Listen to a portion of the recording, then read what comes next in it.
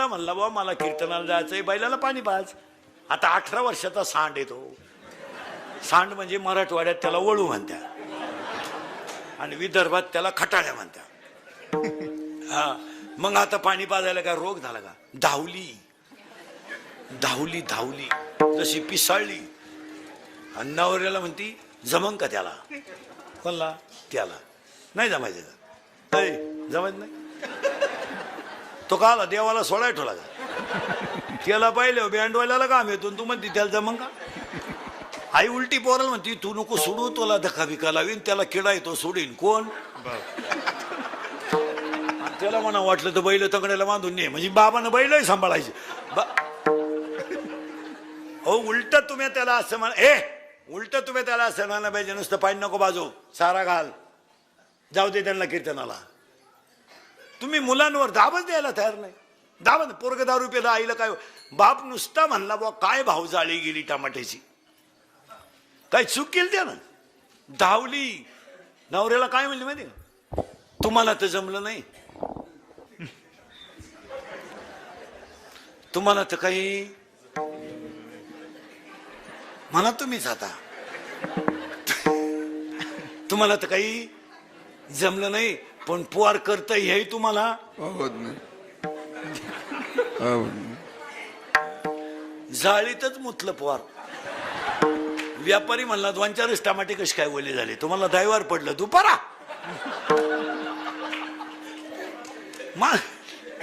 हेच झालं पुरीच वाटलं झालं. पुरी 2.5 तास आपली मुलगी घराच्या टॉवरवर गप्पा आणते, मोबाईलवर बॅटरी उतरल्यावरच खाली येते. म्हणजे तुझी पोरगी काय पांडुरंगाशी संधान साधी ती का वैकुंठा? पोरगी पळून गेल्यावर आई म्हणती मला अंदाज आलता, म्हणजे तू जपाला बसली होती का? आपण जर म्हणलं तुमची पोरगी तर पोराच्या गाडीवर दिसली डोकरीच्या डोंगराला, वर स्पॉट आहे ना तो, 5च्या पुढं चांगला चालवतो तो स्पॉट.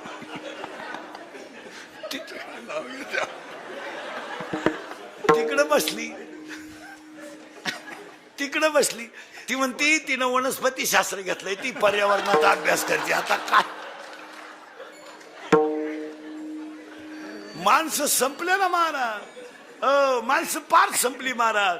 अंत बाळकृष्ण पण कुठं आला? गोकुळीच्या सुखा, गोकुळीच्या सुखा, गोकुळीच्या सुखा, गोकुळीच्या सुखा, गोकुळीच्या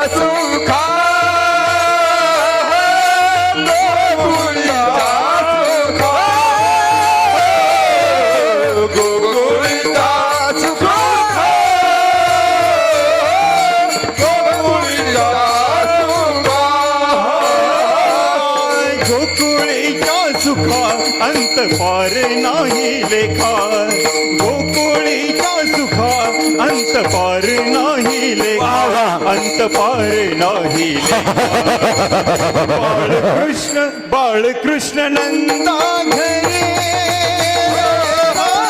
बाळकृष्ण नंदा घरी, बाळकृष्ण नंदा घरी रे ना, बाळकृष्ण नंदा घरी. पहिल्या काळातला एक शब्द सांगायचा राहिलाय, नंदा घरी, म्हणजे पूर्ण लिंक लावून दिली. नंदाच्या घरात का? त्याचं उत्तर आहे का? ज्या घरात गायीची सेवा, ज्या घरात महिला मंडळ बारीक आहे का, ज्या घरात गायीची सेवा, ज्या घरात तुळशीला पाणी, ज्या घरात पाहुण्याचा आदर, ज्या घरात मोठ्याचा सन्मान, त्याच घरात कृष्ण जन्माला येतो. परत नीट आहे का? ज्या घरात गायीची सेवा, ज्या घरात तुळशीला पाणी, ज्या घरात मोठ्याचा आदर, ज्या घरात पाहुण्याची सेवा, ज्या घरात शुद्ध शाकाहार आणि ज्या घरात घामाचा पैसा, या 8 गोष्टी ज्याच्या घरात आहे त्याच घरात कृष्ण जन्माला येतो.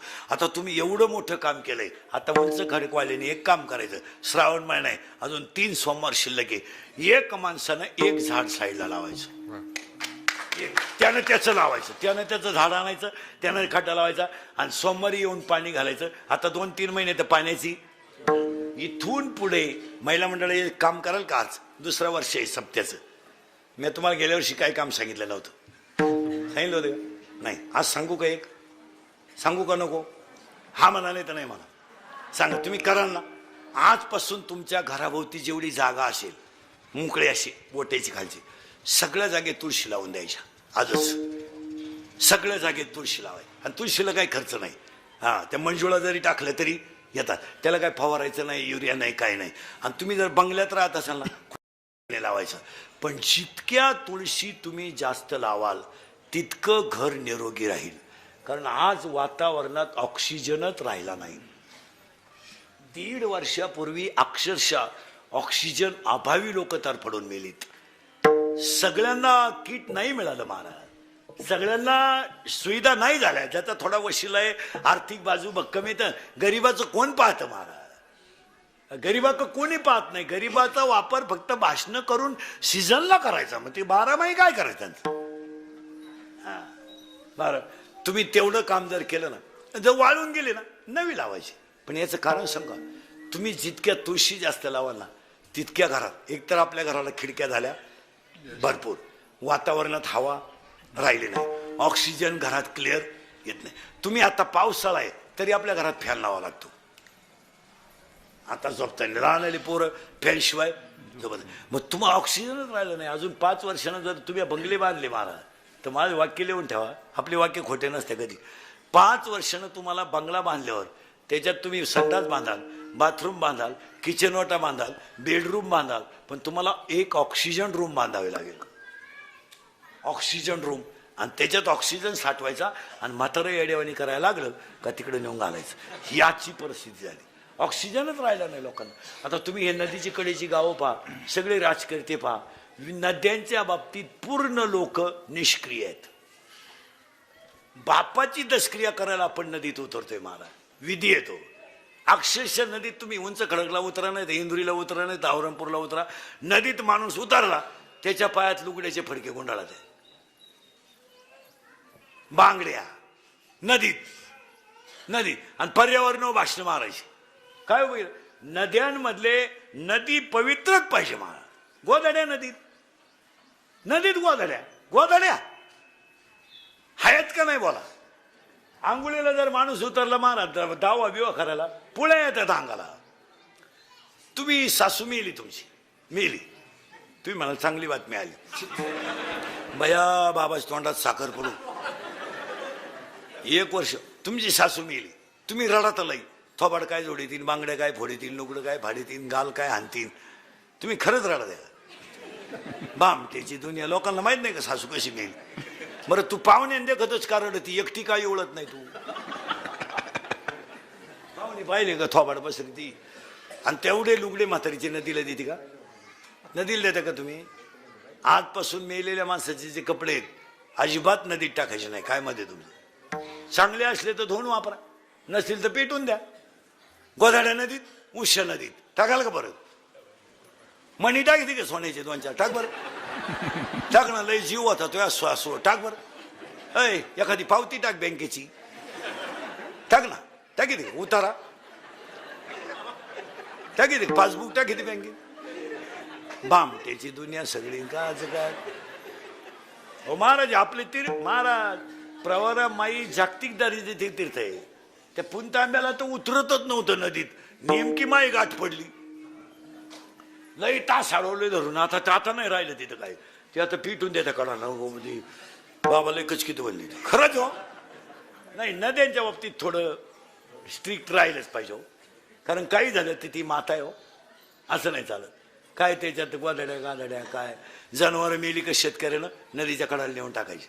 काय त्याला माता आहे ती महाराज. अहो महाराज, 3 पिढ्या लागल्या तेव्हा भगीरथानं गंगा आणली हो. दिलीप गेला, आयुष्मान गेला, दिलीप गेला, आयुष्मान गेला, तेव्हा भगीरथाने गंगा आणली. आज ती आपण एक वाक्य सांगा, तुमचे माझे संसारच आपले नदीमुळे आहेत. आज जर प्रवारामाई आपल्याकडेनं धावली नसती तर ह्याच गावात उसायच्या 10 आठवड्या असत्या तोडायच्या. आपल्याला उस्तोडायचं, आपल्या बंगले झाले असते का, आपली गाड्या झाल्या असत्या? मला तुम्ही सांगा, आपल्या दारापुढे गाडी आली असती का? आपला पोरगा अधिकारी झाला असता का? हे सगळं कोणी केलंय? त्या मातेने केलं. त्या बिचारीनं आपल्याला बुद्धीच नाही दिली, संपत्ती दिली आणि न संपणारं धन दिलं. तिनं काय नुसतं नसतं पाणी नाही दिलं आपल्याला. त्या पाण्यामुळे आपली शेती विकसित झाली. परिणाम आपण एका साहेबाचे बाप झालो, त्याचं जीवन सुखी झालं. आणि आपण तिच्याकडे फार दुर्लक्षच केलंय. माणसं जिथं जाळीतात ना, म्हातारी माणसं न्यायची सोय नाही राहिली.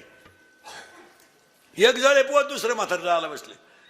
बाबडी किती काय किती. ज्याच्या घरचा माणूस मिळाला त्यानं तर निदान थोडे बाबडी तोडावत का नाही?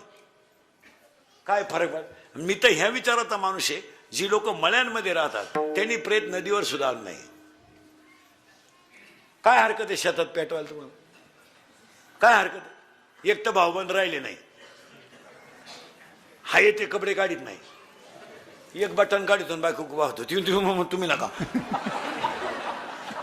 तो म्हणतो तू काढ तू काढ. माया ध्यानातच न राहिलो. माया बायकोचं नवनाथ पारायण चालू आहे. राईट. मग आपल्याकडेच करतात महाराज. इथं खाली तुम्ही पहा बरं, मराठवाड्यात नदी बिदीला काय दावे आले.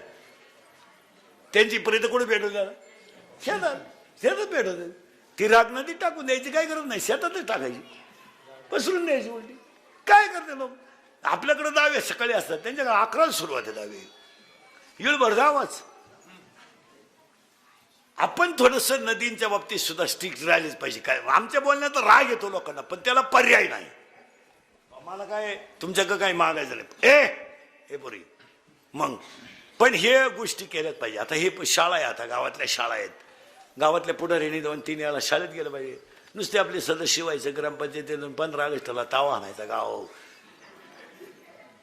तुम्ही किती वेळा शाळेत जाता महिन्यातून? गावातली पुढारी गेलं पाहिजे. तू पट किती आहे, शिक्षक किती आहे, कुठून येतात तपास पाहिजे. काय करता? शाळेच्या फळ्यावर हरिपाठाचे वाव्या हरिपाठ लिहिला पाहिजे रोज. एक अभंग लिहायला सांगितलं पाहिजे त्या गुरुजीला. पोराने तो हरिपाठ वहीत लिहून घेतला पाहिजे. आता काही शाळेने महाराज ओव्या सुरू केल्या ज्ञानेश्वरीच्या. एक ओव्या आम्ही 2-4 ठिकाणी करून दिलंय. एक ओवी शिक्षकानं ज्ञानेश्वरीची फळ्यावर लिहायची आणि मुलानं शाळेत गेल्या गेल्या ती ओवी वहीत लिहून घ्यायची. म्हणजे त्याला 2 कामं होतात. तो वाचतोय बी, लिहितोय, आणि 2-3 वेळा सहज त्याची ओव्या लिहून. पोरांना हे जर दिलं नाही तर संपल ना, तुम्ही पाहायचंच नाही. झालं. आता फक्त सोमवारी 15 ऑगस्ट आला का जोडा माईक, हाना गावात भाषण, आणि 4थीच्या पोरांना इंग्रजांच्या गप्पा. अरे काय तर आहे. ही पोरं 15 ऑगस्टला तुमच्या भाषणासाठी अजिबात येत नाही. त्यांच्या डोक्यात खटके वेगळे. ते काय ते ना महाराज सगळ्यात आनंदाचा दिवस आहे त्यांचा. ते फार कपडे आदल्या दिवशी धुवून त्यात 14 तारखेला शर्ट धुवून कपडे बिपडे टाईट, आणि ती चिठ्ठीला भाषण राहते. त्यांना भाषण सारखी चिठ्ठी खिशात. सगळ्यांच्या अगोदर उठत आहे ती. नाही नळाला पाणी ना, बादलीत आंघोळ करते ती, पण घरातल्यांच्या अगोदर 15 ऑगस्टला तयार. आणि त्याचं ते भाषण राहते, ती पुढंच बसत.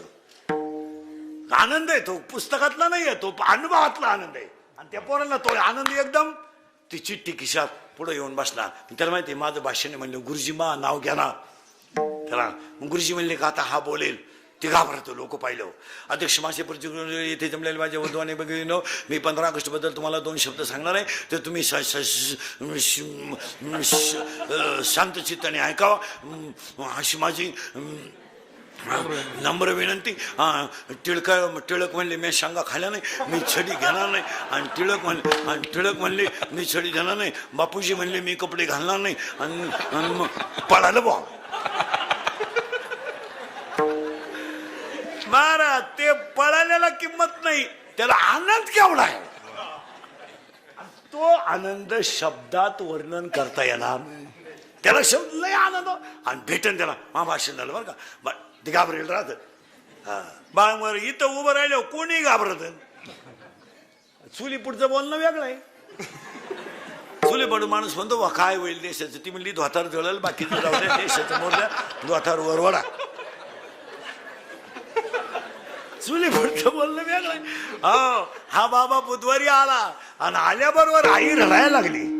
रडायला लागली. सोडा सोडा मिठी, लपवा लपवा झगझटी, जणी कंसासी गळेल, माझ्या बाळाशी मारील.